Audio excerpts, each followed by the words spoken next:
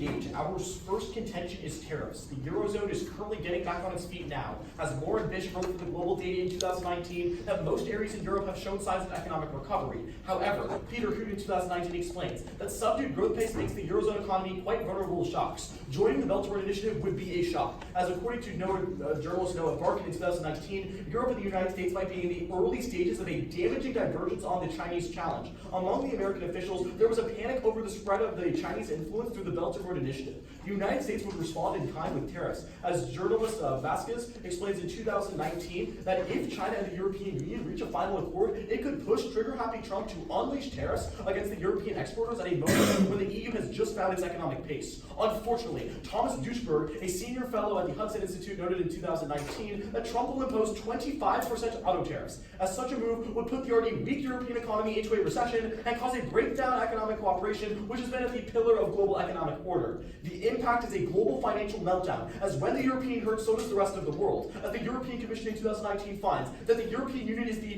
biggest player on the global trading scene and has become deeply integrated into global markets. This means that a recession would spill over throughout the world, as Harry Bradford in 2013 finds that 900 million people could fall back into poverty in the event of an economic shock like the last Great Recession. Contention 2 is the environment. BRI lending has shrunk dramatically in recent years, as Meyer, a Wharton professor, finds in 2019 that BRI lending by major Chinese banks has dropped 89% since 2015, and lending by commercial banks has ceased almost entirely due to financial issues domestically. Essentially, the Belt and Road Initiative is on full-on crisis mode, as the Yangtze concludes in 2019 that the BRI is doomed to failure if it cannot leverage third-party financing with the European Union as the ideal funder. Currently, renewables are plummeting in price, as Matt Egan of CNN in 2019 explains that aided by the surge of investment in clean energy, solar prices have plummeted 90% since 2009, and they're projected to continue declining now. Because of lower prices, developing countries are currently switching their focus to renewable technology now. As Matty Kumpf of Greenpeace finds in 2019, that developing countries are currently switching their focus to renewable technology, a shift in market dynamic that puts developing countries in the driving seat of the green energy transition for the first time.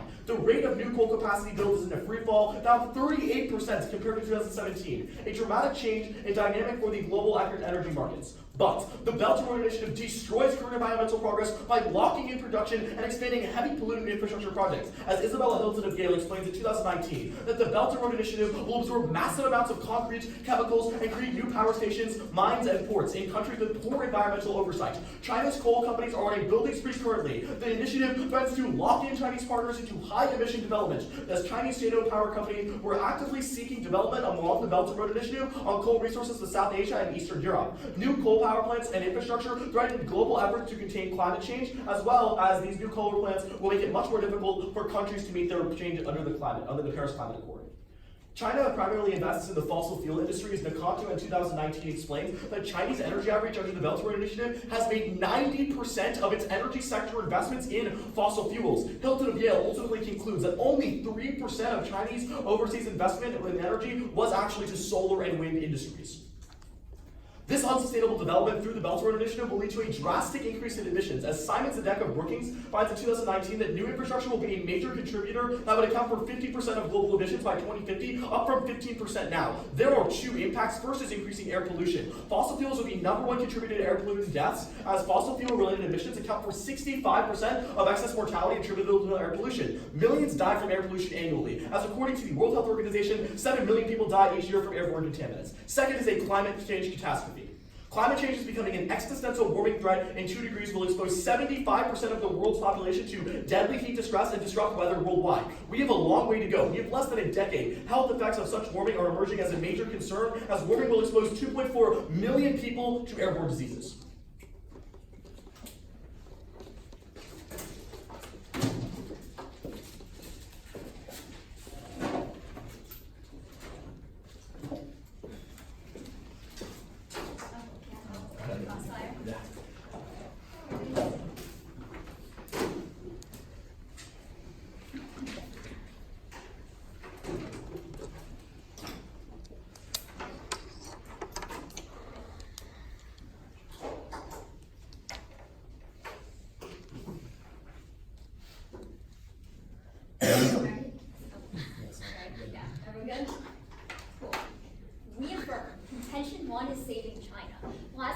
University of San Diego describes in 2018 that for decades, China has heavily subsidized the mass production of raw materials to transition from a low to a middle income nation.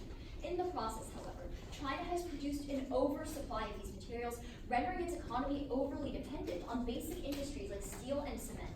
Consequently, China has fallen into the middle income trap, where its dependence on basic industries prevents its transition to a high income economy. In this trap, countries develop quickly at first. However, as the supply of cheap labor dries up, they fall behind and their economy stagnates. Already, Blasingame confirms that Chinese economic growth has fallen from 10% per year to 7%. If it cannot adapt its economic strategy, China will fall into inexorable decline, doomed to share the fate of other resource-dependent economies like Russia. However, expanding the BRI to Europe will propel China out of this trap. New BRI projects provide China with a use for its oversupply of basic materials, like steel and cement. Brown University 17 quantifies that just a 5% increase in BRI construction would reduce China's oversupply of steel by 14%. Blasingame continues that China would no longer have to spend hundreds of billions on subsidies for its failing steel industry. Instead, China can fund more productive, more innovative sectors. Unhindered by our reliance on raw materials, China would be able to shift to high-end manufacturing, vastly improving its long-term economic outlook. This would enhance political and economic stability in the world's largest nation. As Huang at the East Asia Forum summarizes, successfully propelling China to a high-income economy would lift the living standards of 1.4 billion people. On the other hand, failure would cause economic instability in China, putting 1/3 of global economic growth at risk. Contention 2 is the refugee crisis. Beginning with the Syrian civil war, political instability displaced millions and fueled the largest refugee crisis in decades. Since then, the Guardian 18 writes that Europe has accepted 2 million refugees, with more expected in the coming years. According to Julian 16 of the Council on Foreign Relations, the influx of millions of refugees has strained Europe's infrastructure and left European nations deep in debt. Thus, the Financial Times reports in 2017 that European infrastructure investment remains at a 20-year low. While China is an unlikely partner, joining the BRI offers a solution in 2 ways. The first is adapting to the crisis. As Europe was already experiencing housing shortages, Ohio State University writes this year that many refugees in the EU find themselves without anywhere to live. Indeed, Europe's refugee crisis has become a housing catastrophe. 10,000 migrants are homeless across France, mirroring identical situations in other countries. Europe must resolve this catastrophe to sustain such a massive influx of refugees. The BRI is Europe's best chance at fixing the crisis. As Brookings 17 writes, facing an oversaturated domestic market, Chinese companies have begun financing housing in Belt and Road nations. For example, China built 2 million homes in Pakistan under the BRI. Already, the Central Banking Journal 18 reports that European countries have joined the initiative and expect an influx of housing projects from China. Second, a long-term solution. The UN 19 reports that efforts to address global displacement have been largely fragmented, focused on addressing symptoms as opposed to its root causes. 70 million people thus remain displaced. Fortunately, by joining the BRI, Europe would compel China, the second largest economy globally, to resolve the ongoing crisis. The Refugee Survey Quarterly 18 writes that Chinese investment through the BRI is directly threatened by large-scale refugees flows, motivating China to contribute to resolving the refugee crisis and protect its investments abroad. Europe is critical, as the Chinese Academy of Social Sciences writes in 2017, as long as the refugee crisis persists, European nations cannot loosen border control, preventing them from adopting BRI transportation infrastructure. Thus, if it wanted to push forward BRI projects in Europe, China must work internationally to address the refugee crisis. Thus, we are incredibly proud to affirm. Do you mind if we see a piece of evidence where European countries are expecting an influx of housing? I got it. Do you mind if I just keep your computer during time? It might be to charge, but if you can Yeah, I can if see it it. reaches, yeah, feel free to just Okay. all of our cards are cut on this document. Sounds good.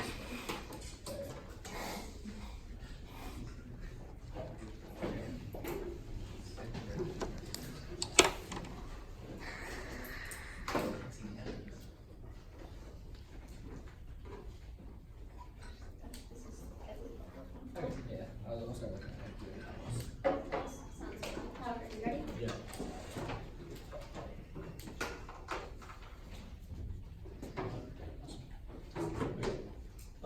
So first question, your second argument, I guess it's your first argument, talks about how China is currently subsidizing steel industries. Why is China doing that? Because they want to get rid of their overcapacity of steel. Okay, so if I'm the Chinese government and I'm subsidizing steel industries, doesn't that make, it makes it cheaper for those companies, right? Yeah. Okay, cool. Okay, so let's talk about your argument about tariffs, right? Yeah. Would you say that President Trump is a rational actor? I would say it's a very complicated question, I right? agree. Yeah, I mean, we see his tweets every day. It's different every day. I would contend that Trump is going to do what he can to pursue his protectionist base to vote for him in 2020. Okay, so we agree that Trump's main motivation, though it may seem more chaotic at times, is getting reelected. I wouldn't necessarily, I think that is one of the many things that Trump Okay. does, right? I think Awesome. I think there's many things. You can have a question now. Awesome. So, on your argument about housing projects, right? Do you have any explicit evidence that says that China is currently willing to go into the European Union through the Belt and Road Initiative and build houses? Yes, that's our central banking journal evidence that I believe your partner is taking a look at now. So let's talk about your argument about the environment, right? Sure. So why are countries switching to renewables right now? Because the prices are coming down. Okay, cool. Great. Okay, so another question. So is China currently offloading steel in the status quo? I mean, I would say they're doing it to some extent. Obviously, it's not a question of holding all your steel or getting Right. rid of it all. Right. But the best way they can do it, aside from just selling to countries, is by building infrastructure through the BRI Right, so, specifically. yeah. No, so let's talk about your argument about the environment again, right? Crossfire goes back and forth. Yeah. So why is it simultaneously true that 90% of China's projects have been in fossil fuels, and yet you argue that the globe as a whole is somehow shifting towards renewable energy at a sustainable pace? That's a great question. So the reason this is true is because China is currently super pro green technology domestically. This has left a lot of coal companies with nowhere to go. Wait. So where they go is to the Belt and Road Initiative. Do you mind if I ask a quick follow-up? Yeah, of course. Okay, so is your evidence talking about a shift to renewable technology right now, talking about the world as a whole, or just China? So our shift about renewable energy is our cuff evidence that says that currently developing countries are switching to renewables. That evidence is not explicit to China. Okay. What I thought. That sounds good. You can have a Okay, question. awesome. So quickly, back to your refugee argument. If Drew and I can come up here and prove that refugees are going to stop coming into Europe or that influx is going to go down, do we still need houses for these refugees? I mean, yes, because there's still refugees living in Europe without houses. Just because the flow of refugees stopped Okay. doesn't mean the people who are already there go away. Yeah, that's it. Okay, so let's talk about your argument about climate change, right? Do you think that the effects of climate change are to some degree inevitable? No, I don't think so. We can read evidence on that question. I think we can probably I'm eager agree. to hear that, because I'm very surprised if that is true. Okay. And I think that's about for us. Yeah, sure. Thank you. Do you want to see the evidence, or I guess do it Yeah, we'll hear it. probably.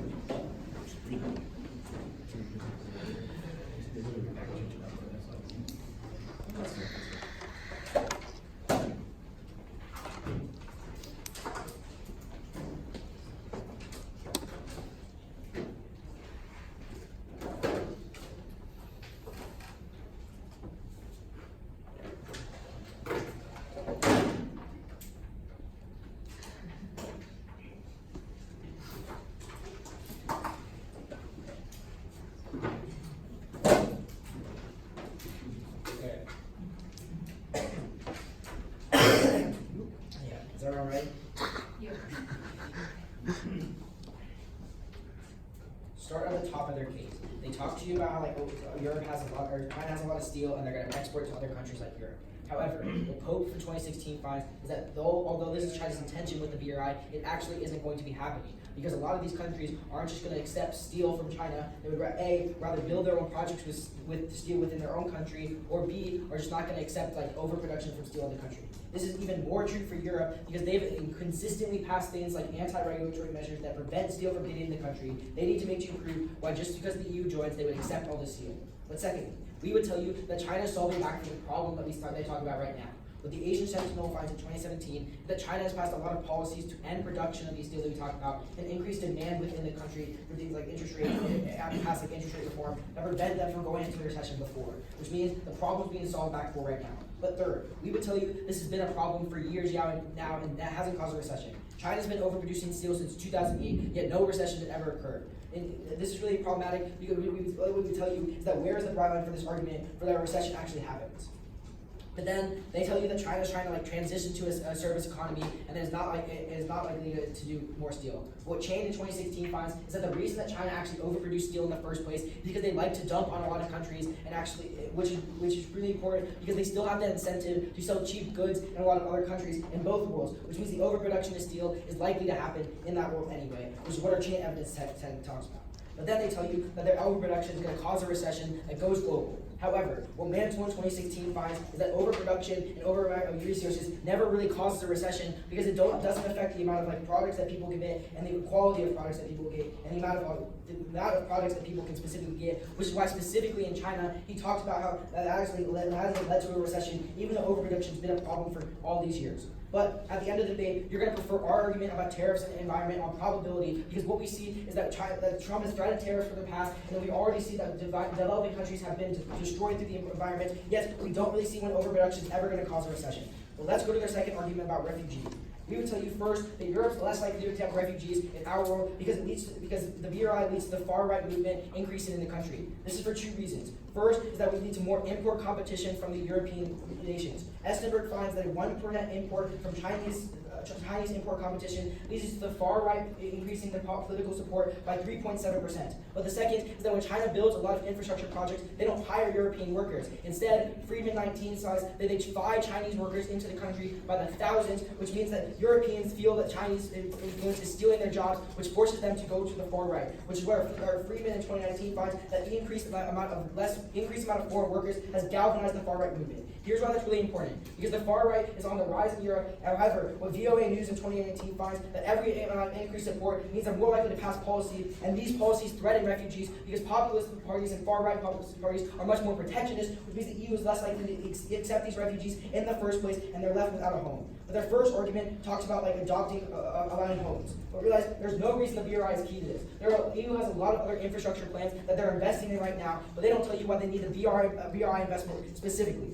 But secondly, you can turn this argument against them, because what Gill in 2019 finds is that when you have a lot of trade and other things from China, when you actually allow for the BRI to come in, you see that housing costs in the urban areas go up for people, which means the refugees are less likely to even find homes in the first place because the cost is so expensive. The only risk of changing what's currently going on is the only way to solve this is what's currently going on at their building project right now.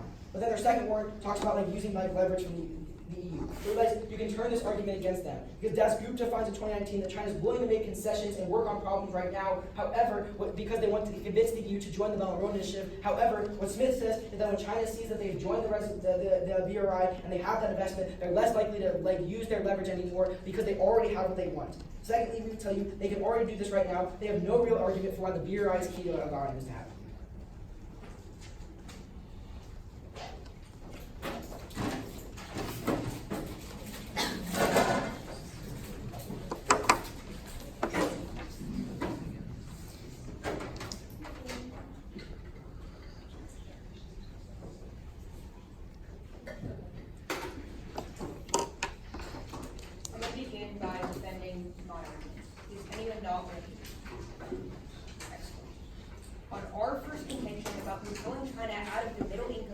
Facilitating a high-tech shift. The first thing to argue is to say that these countries won't accept steel. Our argument is not about the EU and China trading steel. Our argument is that China will use that steel to build Chinese infrastructure, for instance, houses and roads in these countries. The second thing they say is that the EU prevented the steel from coming before. No, the EU prevented China from dumping cheap steel. We're not arguing that they increased their trade of steel. We're arguing they use it to construct this infrastructure. The third thing to argue is that currently China is reforming its economy. This is exactly the argument. But China has tried to reform its economy in 2011, 2012, and 2014. It always failed. Why? According to the South China Morning Post in 2015. Because they didn't buy themselves the time in the short term by alleviating their oversupply of steel right now. What we're saying China can do is they alleviate their oversupply in the short term, so in the long term, they have the time to transition to a high-tech economy, and these reforms can actually make sense. The third thing they say is to say that this has been a problem for years and it hasn't led to a recession.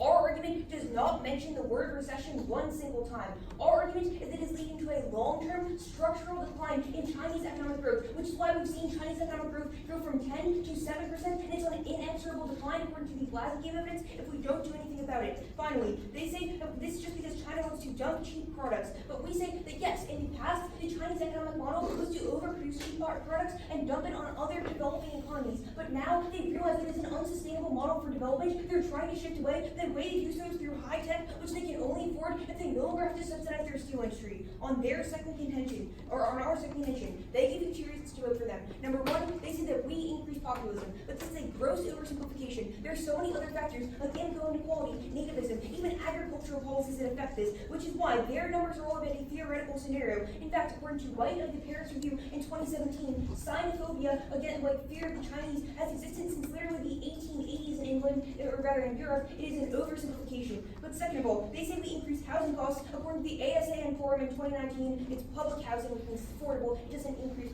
housing costs. That being said, let's address their case. The first argument that they make is about increasing tariffs. There are a couple of problems with this. Number one is that this argument is inherently short-term. Even Republicans in Congress are opposed to these tariffs because they would lead to a global recession. They know that, which means this ends at the very best for them by 2020. But second of all, these tariffs are empty threats. One, the Asian Times explains in 2019 that Donald Trump is running largely on the economy as the cornerstone of his re-election, which means he will never cause a global recession. He realizes it will lose in 2020. But number two, according to the Atlantic Council in 2019, the EU could just retaliate, which again would cause massive U.S. declines in economic growth. This is why the South China Morning Post finds in 2018 that when China expanded the BRI to Italy, the U.S. didn't respond with tariffs. They responded by overall increasing their infrastructure investment abroad so they could compete economically as opposed to devastating their own economy. But finally, according to the Associated Press in 2019, right now the EU is currently diversifying its economy away from the U.S. so this won't lead to a recession. Let's address their second point before they talk about China. The first thing is that according to Agrawal, the Energy Post in 2018, once again, an oversimplification. In almost every single BRI nation, we already saw Western countries building coal plants there. It's going to happen regardless. Number two, according to the Diplomat in 2018, their argument is ahistoric. In fact, China was building most of these coal plants far before the BRI. They're going to do it with or without the Belt and Road. They'll just do it under a different name. But third, let's examine the incentive structures of these countries. We're not going to argue that China has what's best in the world in mind, but for the world in mind. Instead, we say it's not in China's economic interest to subsidize coal. One, because as they say themselves, the price of renewables is rapidly dropping. By 2020, renewables will be cheaper than coal, which means it's a much better long-term economic strategy. And two, because these countries don't even want coal. In fact, that's why Matthews of the Energy Post explains in 2018 the most important part on this issue. He says that 50% of Chinese investment is now in wind, water, and solar. They are making the shift right now. There is absolutely no reason to go neg. All right. Actually, can we see a card? The one that talks about how, like, the China's economy is like, it's from Case. It's like China's economy is declining from 10 to 7%.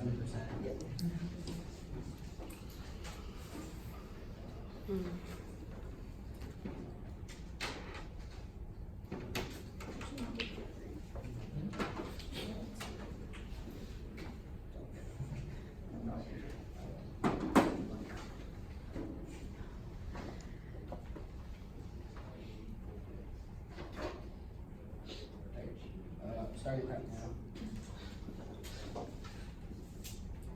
Okay. And can we see like maybe the card that's like they can't have long-term structural growth because of the blank C? I'm not sure what that is. Can I see this? This is what Did you read like a Lansky card? Huh? Yeah. Well, he said. This says that, I was like, yeah, she recited a bunch of times. This just says over time its growth will dwindle. It's already declining. It's begun its slow descent. okay, that's fine.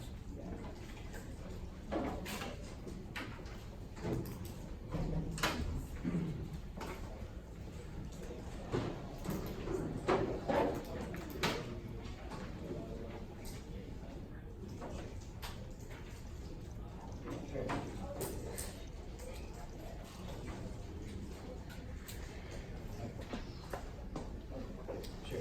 So like, let's talk about overcapacity, right?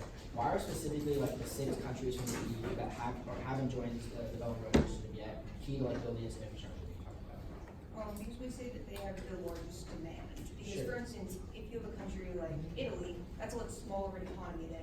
Yeah, but I guess they're in like 60 other developing countries, right? Building like massive infrastructure projects. Like, why is this? No, you yourself tell me that the Belt and Road Initiative is currently failing. Well, You're okay, saying- they have been for like a while, right? Why is Yeah, that so what I'm not saying passed? is, we agree that the Belt and Road is currently declining in overall influence, and the number of construction projects that are occurring is on the decline. The question is, when we vote app, like, I guess is that, why in what the is past? impact? Why in the past, when they had like those 60 countries, like in 2013, why was that not enough to solve the overcapacity? Because you told me yourself that it was always on shaky ground because it lacked funding. That's exactly No, what not then. We're saying it's now lacking shaking. I don't understand. I So- don't understand what we agree on, or what we disagree on. So in 2013, they had funding, right? Or when the Belt and Road Initiative just started, and they were in 60 countries. Why weren't they able to solve overproduction then? Oh, yes, because it just wasn't a wide enough scale. So Okay. when you have more EU funding, it allows them to construct more projects. Because, for instance, if you're working with a country Yeah. like Zimbabwe, it Okay. can certainly afford fewer projects. That makes sense. But Yeah. two, like the countries you're working with are more developed. So they Yeah. Yeah, absolutely. So what percentage of the EU legislatures have to be populist in order for us to pass anti-refugee policies? So that's what our like sort of uniqueness in our is really cool about, is that it's sort of a scalar impact. The more that you have, what our card from Freeman says is that the more populace that you have in the government, the more likely they are to shape policy, right? I'm a little bit confused, because that doesn't seem to me to be how legislatures work. So in the US Congress, for instance, we have an increasing number of Democrats. It doesn't mean that we start passing all liberal policies or No, progressive but you're more policies. likely to pass liberal policy. But there's a in- threshold, it's 50% for most There's policies. not necessarily a threshold for this kind of policy. No, but I mean, policy, okay, right? for instance, in So- Congress, in Parliament, like in the UK Parliament, it's not like if you get 30% of the vote Yeah. over instead of 10% of the vote, they're So- like, good job, we'll pass your policy, Yeah. like, A for effort. Our uniqueness evidence is super like good on this question. It says like the far right is very close to overcoming and getting Okay, so enough what support. percentage of the EU legislatures were populist last year? I'm not 100% on Yeah, that. so it was around 25 to 29%, Okay, depending sure. on who you classify as populist. Right, but So how's it's- that very close? So one, they can use things like political capital to get them to pass like less like refugee reform, but it's What do you mean they can use things like political so they can go to other legislators and like offer favors and things like that, get them to vote. For Why other can't they do problems. that? Like, my question is, to Yeah. what extent does the number of populists in EU legislators have to increase for us to suddenly turn against all refugees? So it's a scalar impact, right? The more populist you have, the more likely to be like unfriendly to refugees. Like they're not necessarily going to decline all refugees at first, but they may offer less housing, for example. It's sort of scalar.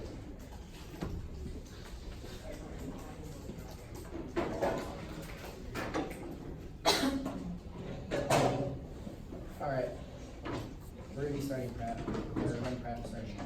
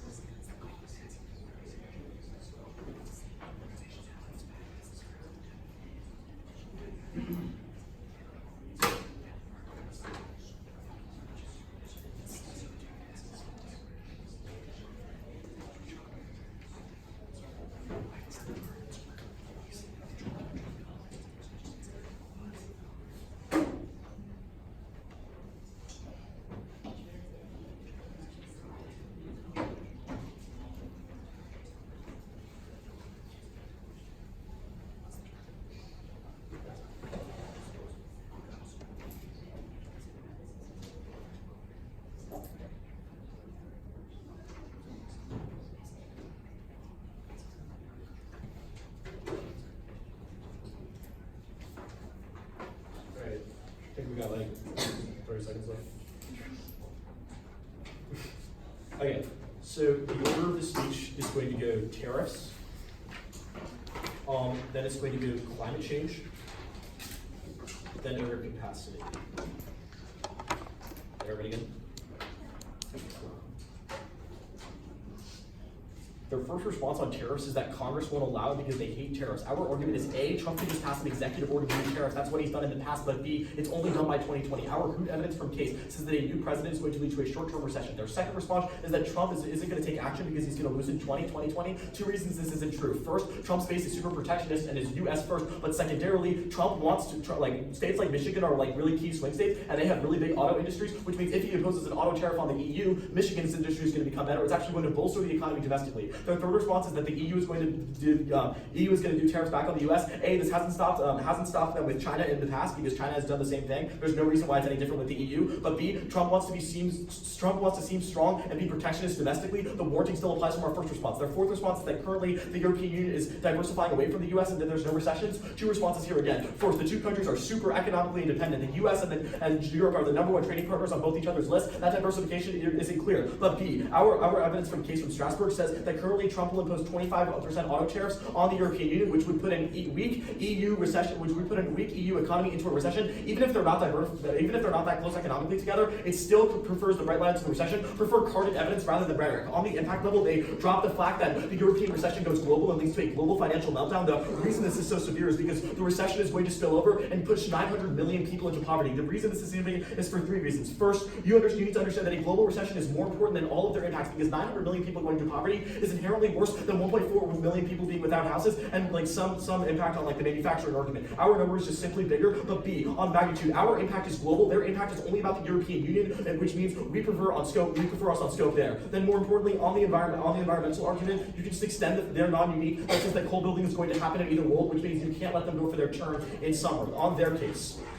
Firstly, on the Pope evidence, they say that it's not about the European Union and China trading. However, our argument is that EU countries are not willing to accept any form of Chinese steel. That is what the evidence says. This is for two reasons. First, it pushes out domestic industry and makes EU countries feel that they're under attack. And B, because the European Union has massive anti-dumping measures. Their second response says that this does not mean that there's going to be a recession that occurs. However, our argument is that from the beginning is that economic decline isn't actually because of overcapacity. It's because of things like trade war, which means overcapacity, even if you get rid of it, doesn't solve for the impending recession that they talk about. Then, they say in 2011 and 2014, trying to reform the economy. However, BRI investment is simply not enough to fix the overcapacity problem, even if it is the sole proprietor of the recession. As Matthews in 2019 finds that there is not enough steel production under the Belt and Road Initiative to actually solve back for the overcapacity problem. You can extend our weighing that is code drop from rebuttal, where we say that we should weigh our probability because we explain that their impact about magnitude might be greater, but you know that when you vote affirmative, Trump isn't going to instantly impose tariffs. On the refugee crisis, they only respond to the term, but they make one crucial concession. They dropped the Das Gupta term. What Das Gupta says is that right now, China is willing to fix things in the BRI. This means that there is no reason to vote affirmative, and it's actually going to be really bad, because once you vote affirmative, you're going to see that China no longer has an incentive to reform the European Union, because the European Union will have listened to the Chinese demands. This is going to be really bad, because if we vote affirmative in today's round, the leverage goes away. The only way to solve the BRI is for the EU to be on the outside, so China can make moves within.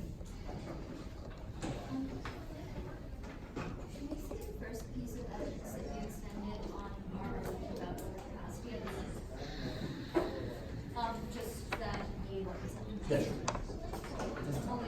It doesn't like specifically say like it's like countries.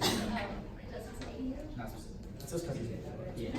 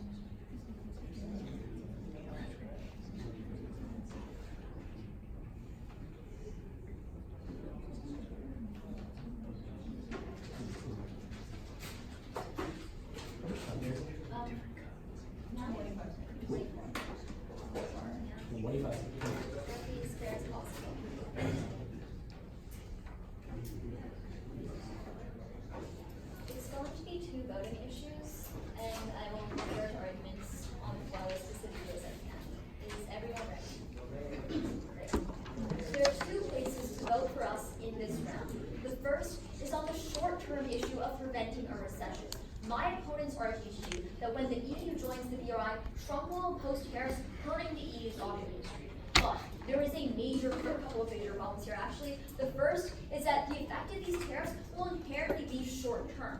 Why is this true? Because when Trump is no longer in office, people will do anything in their power to reverse these tariffs because even though President Trump supports them, these tariffs are politically very unpopular. Now let's talk about why that is true. Our Asia Times evidence says that voters really prefer to look at issues that affect them directly. Trump is running on the economy for this very reason.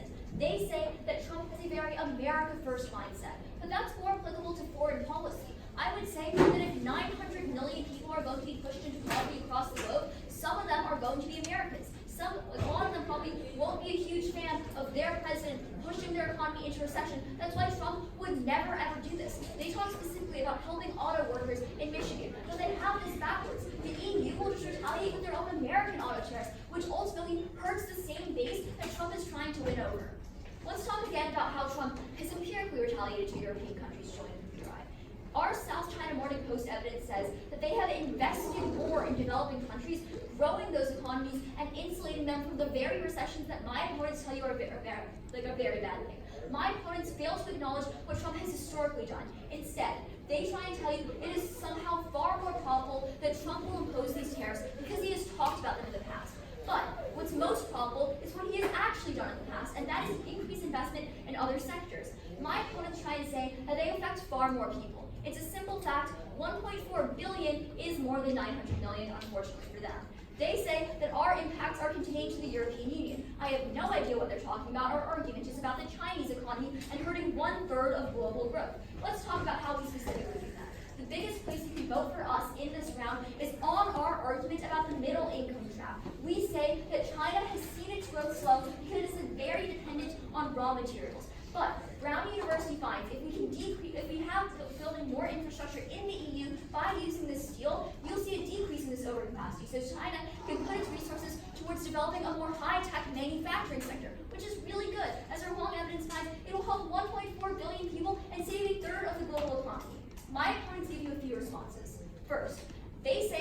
US won't accept dumped goods. Unfortunately, that is not what our argument is. Our argument is very simple. It is not about giving steel to the EU. It is about using China's steel to build these infrastructure projects. Judges, I urge all three of you to look at their evidence. They swear it doesn't say what they say it says. But then, they say this is a problem for some time down the road. We say it is a structural issue that must be addressed right now. They say that BRI projects aren't enough to fix this problem. That's in the status quo. When the EU joins, our ground evidence is very explicit. You will be reducing the oversupply of steel. This is very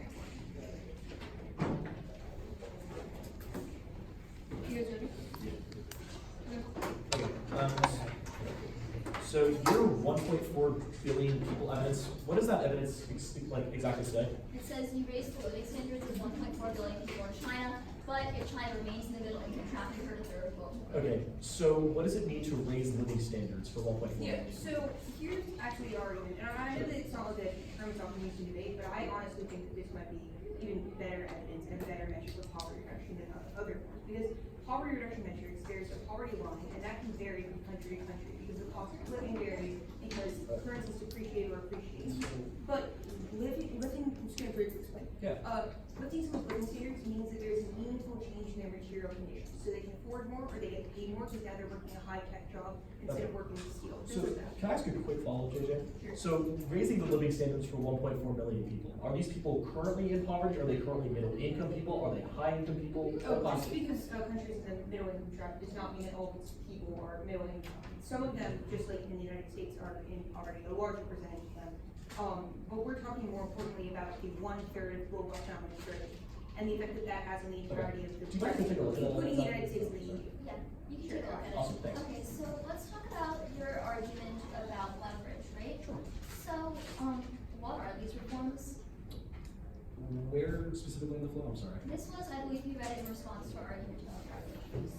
Okay, sure. Oh, yeah. So the Dasgupta evidence says that right now, China has an incentive to reform the Belt and Road Initiative because they are currently not a member of the Belt and Road Initiative, right? Which means that if the European Union joins the Belt and Road Initiative, they lose all the leverage. Yeah, no, my question Oh. wasn't what was your argument. Oh, okay. I was familiar with So- it. My argument, or sorry, my question rather, is what are these specific So- reforms that the EU is getting? Oh, that makes sense. It's the same reforms that you talked about in case that would help refugees that we specifically We talked don't about. talk about reforms. Yeah, your at second, all. No, your we second, don't talk about. No, our second connection literally doesn't say the word reform. no, your second warrant talks about how like China would be more accepting to like and using their economic power when the EU joins to like Those get more are not refugees. reforms, these are new BRI projects that they're creating. Okay, It's not we like a would tell you- reform in the Let me ask you future. one quick question, just to clarify. It's just a Does your word. evidence say the word refugees? Our evidence talks about EU using leverage, Yeah. which is Does the it say same the word evidence. So, that we talked no, it about. does not say the word Okay, refugees. yeah, It that's is fine. a That's general fine. application to the Okay. leverage that is lost once the European Union joins. Yeah. Sure, Wait, sure. okay, sure. Would you have a question? I guess just like I guess let's talk about like overcapacity or yeah. No, actually let's talk about tariffs, right? Great. So you tell me specifically that like is your argument that just simply that when Trump puts on tariffs in 2020, then they'll be pulled off by the next president? Yes. Okay. So like let's talk about the European economy, right? How is it like doing right now? How like what is like the how is it like doing? How's it doing? Yes. I'm gonna need you to be more. So how is the European Union economy doing? Like, is it doing well? Is it doing bad? Is it doing average? I think it varies from country to country now. Okay, so I guess we're talking about the EU as a whole, right? We need the EU Commission evidence that talks about how currently, as a whole, the European Union is slumping, which is why imposing tariffs would be so problematic because it would lead to sharp economic decline. That is precisely the language used in our evidence. Right? Okay. Can we see the card where they invested more in Italy? Which specific? It's like the one you read on tariffs, like South China Morning Post. No, they didn't invest more. It was in developing countries. Okay, cool. Would That's you still what I like to thought. see it? Yeah, yeah, no, I'm good. Okay. All right, we're going to use our remaining 31 seconds of preparation time, starting now.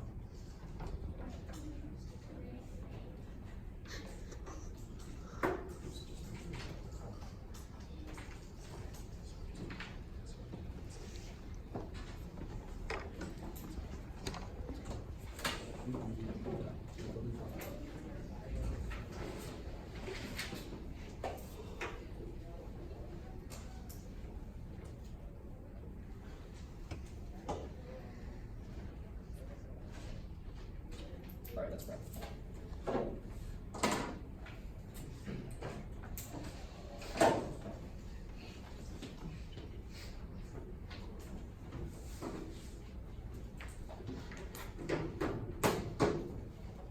Is everyone ready?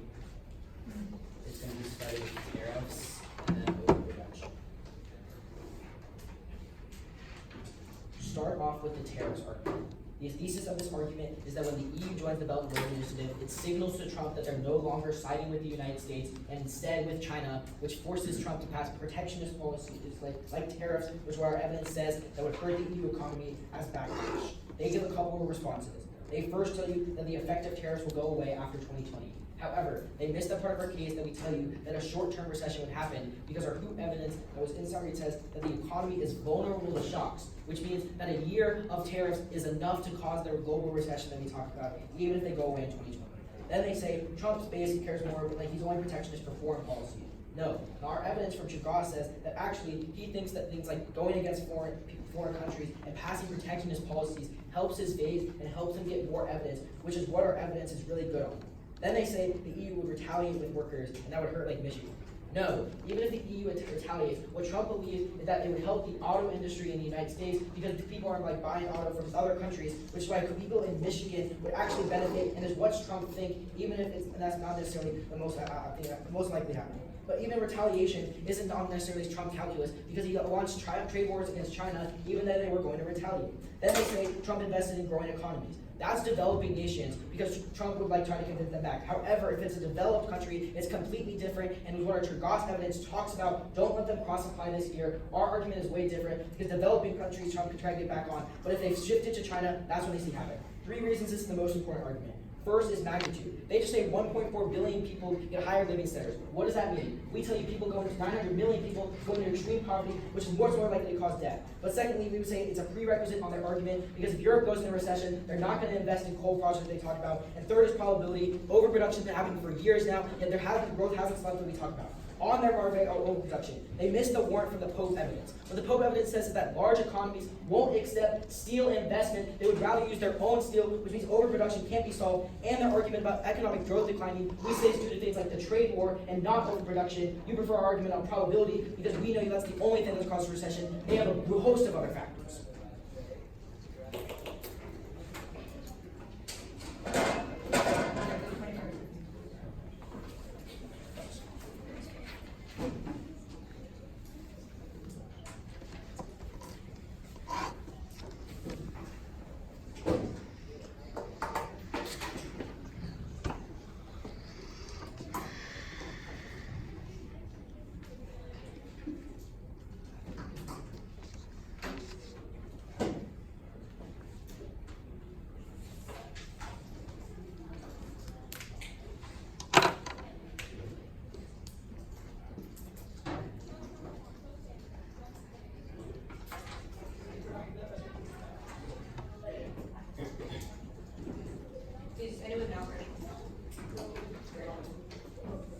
There are 2 big economic issues in today's debate. The first is this issue of tariffs. My opponents argue that their impact is a lot larger than ours. Our impact is to say that 1/3 of global economic growth would be in jeopardy. I don't know what's larger than that. The second thing is they say we are a prerequisite because a short-term economic decline in the EU. But this is exactly that. It's short-term, which means the EU will always, after they get out of the recession in 2020, can always just get more projects from the Chinese to get into a long-term transitional level. This is exactly our argument. Even if you think that everything I'm going to say is true, and you do think it will lead to recessions and tariffs, we still argue that in the long term, the economic growth from China will be the most important thing, and protecting 1/3 of the engine of global economic growth, that is the most important. Third and finally, they argue that they are more probable. However, we've already seen China's economic growth decline from 10 to 7%. It is on an inexorable decline. They don't contest that. Let's talk about our case. We say that by allowing China to shift away from steel, giving a profitable steel industry, they're allowed to spend on high-tech goods. This propels 1.4 million people to have their living standards lifted and protects 1/3 of global economic growth. All they say is there are other factors. There are also other factors to an EU recession. I have no idea why they say that. The second thing they say is that the EU will not allow this steel. No, that evidence is talking about dumping, which is when China essentially gives cheap steel to these companies, or trades cheap steel with these countries. We're saying they use it on infrastructure projects in order to build these projects in the first place. But even if you don't think that we're winning there, we're still winning on this issue of tariffs. We say that ultimately it's a short-term issue because even if it's true that right now the EU economy is uniquely vulnerable, they'll always be able to be pulled out of recession once it's lifted in 2020. The second thing we say is that it doesn't actually help Trump's base. Trump's base might like tariffs in theory, but in reality, this is an empty threat. There's a reason why the EU doesn't center their foreign policy around Donald Trump's decision-making calculus, because they've realized that it's unpredictable when he threatens them inevitably. But we do know that they want to protect himself, he wants to protect his base, and we know that historically he has not turned to tariffs, he's turned to infrastructure investment because he doesn't want to risk a global recession.